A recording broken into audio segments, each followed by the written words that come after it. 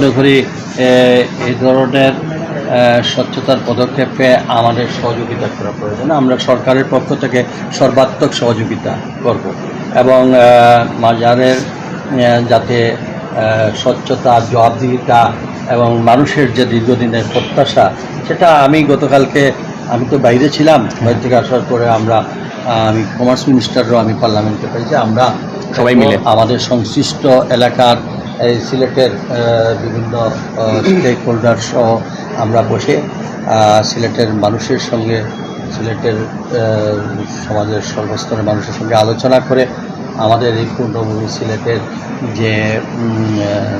যে সংখ্যা আমাদের জনগণ মনে করতেছে সেটা কাটিয়ে ওঠার জন্য আমরা একটা স্বচ্ছতার একটা পর্যায়ে নিলাম। খুব তাড়াতাড়ি এটা হবে, এটাতে সরকার কোনো চান্স দেবে না কাউকে যে এটা মানুষের আসলে অনেক কিছু চোখ খুলে দিচ্ছে এই কারণে।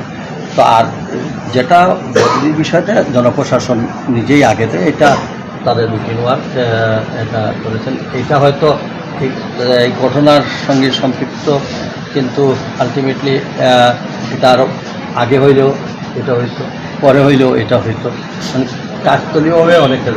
তবে উনি যেটা আমাদেরকে চোখ খুলে দিয়েছেন